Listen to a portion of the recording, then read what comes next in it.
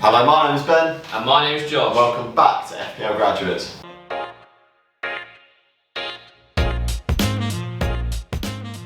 So in today's video we're going to be talking about strategy, how you should approach your Euro 2020 team and what sort of chips you should be using, when to use them, all of that nitty gritty stuff.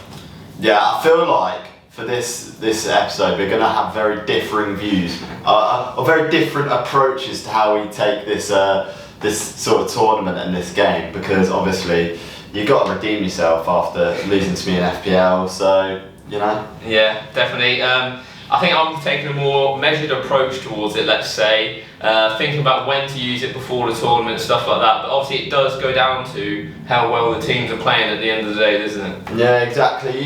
What you got to think about is, you know, teams that are in form in the group stage, you just got to take that into account. Obviously, you look at the end of between the group stage and the last 16, is it? Or quarterfinal? Last 16. Last 16, you're going to have unlimited transfers. So what you can do is you can kind of load up on teams that might have an easier route to the final than others.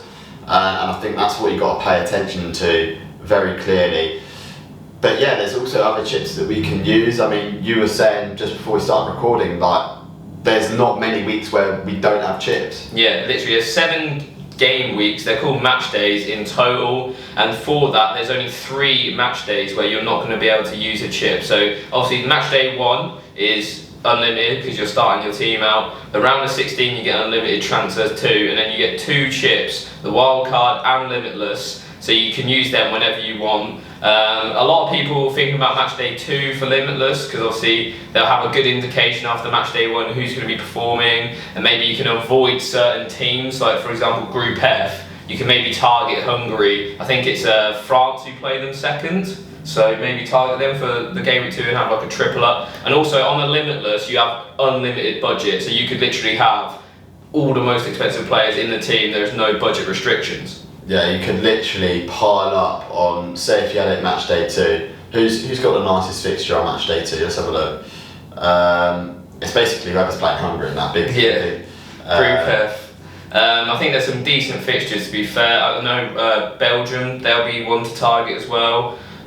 Spain, decent as well. Yeah, so match day 2, Hungary are playing France. Yeah. Like, you could load up on Mbappe, Benzema, whoever you wanted. Like, you could have anyone. So I think that limitless chip is quite a good one. It's probably a different one to what FPL managers are used to, because obviously you have to work within your budget anyway. Yeah. So a limitless budget, I mean, you could go crazy on the premiums. Yeah, I think England's play Scotland as well, and we'll have a good indication of how England are going to be doing in the tournament and who's playing, more importantly. Obviously the likes of Phil Foden, Grealish, Sancho, Sturt, like the list is endless in terms of our attack. Be really interesting to see what Southgate operates. For me though, I think it's important to check your captain strategy as well, isn't it? Because that's something that is totally different to what it is usually on FPL.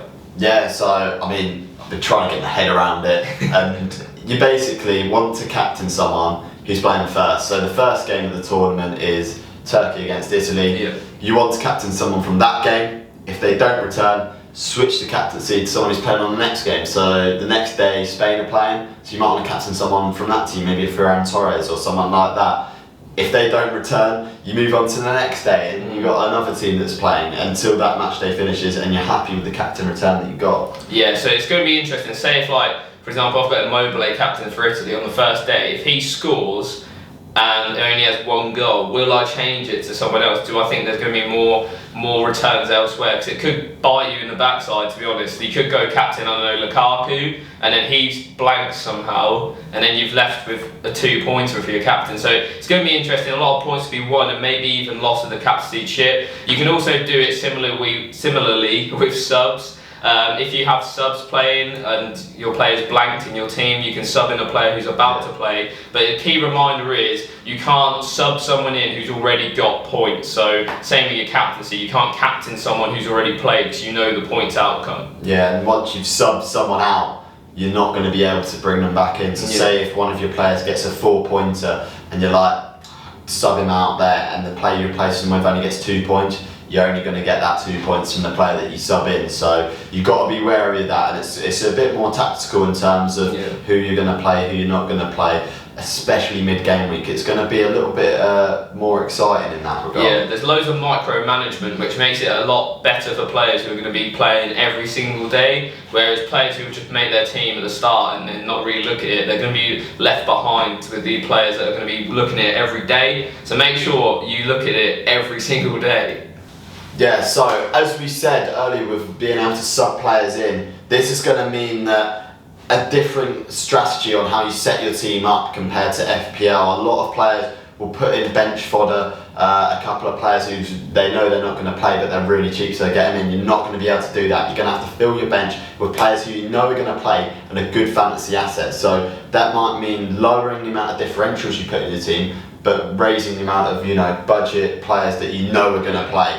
It's crucial that you have a playing bench. Yeah, it's definitely important maybe to get some of those premiums in from the lower teams. So like Souček, for example, 6.5 million, great player to have on your bench. You might not be able to field as many of the big boys up top. Your 12 million pounds Mbappes and Ronaldos, but that's where the limitless chip comes in. You can put them all in for that week instead, and just maybe target the main ones. I think the biggest ones for me at the minute, Kane, Lukaku, those two have such good groups compared to the others that it's almost a no-brainer to put them in ahead of Mbappe, Ronaldo, just because they've got the easier groups. Yeah, you got to look at it as you almost got to split the season into two, split the whole tournament into two, split it into a group stage, focus on the group stage, your first team, and then after the group stage you obviously got that almost wild card for free, and then you can focus on doing the knockout stage. So that's why for me I haven't got anyone in Group F, is it, where Germany, France and Portugal all in. Haven't got anyone in there because I don't know what's going to happen. I think we're going to see, when they play each other, that first round of games, what's going to happen. I think France probably favourites for that, but you got to play to the strengths of what the tournament's giving you. Exactly, it's tournament football, so anything can happen at the end of the day. You never know who might get upset. Someone gets upset every year, or every tournament should I say, so you might want to stay clear of Group F. I'm going to talk briefly on my strategy and then Ben will talk about his. For me at the minute, I think in Limitless Match Day 2 is probably going to be my best bet. That's the main way I'm going to be able to get the most out of that France squad. The wild card that I have will be dependent on how my team's looking on Match Day 3. If I've got it totally wrong in Match Day 1 and my team's not looking great, I'll hit it in Match Day 3 and then just move on from there. Because obviously you get that one in the round of 16, and by then you'll probably be betting on who's going through rather than obviously betting on the players that you sort of want more, because at the group stage you have multiple games. But for me, that's probably going to be my strategy. I think hitting Limitless early allows you to target against the weaker teams, like I mentioned with France and Hungary, so that's my strategy. So my strategy, just going to be vibes, I don't really know what I'm going to be doing. I imagine I'll play my Limitless chip somewhere in the group stage, but yeah, I'm kind of not taking it as seriously as I would do FPL and kind of not thinking too deep about it. For me, this tournament's a little bit more fun. A lot of people stress about overall ranks in FPL because it's over a full season. I don't think this one, to be honest, to me matters as much. We'll just see what happens. If I need to make a wild card, I'll do it. I'll just be using the chips in the spur of the moment, and hopefully I get a few points here and there and watch England do a madness. Definitely. I think it's just going to be nice to play along with the tournament as well. We haven't had a tournament in a little while. I think it's my first time playing fantasy tournaments like this, so it's going to be a good bit of fun. Let us know what your teams are in the comments, who your favourite picks are as well. We'll be loving to hear it, and when are you going to use your chips? Yeah, let us know what your strategy is. Are you, being a bit more calculated by Josh, or just vibing, Yeah, so make sure you subscribe, like the video, all that good stuff. Check our socials out as well. Yeah, and as usual, I've been Ben. I've been Josh. We'll see you guys later.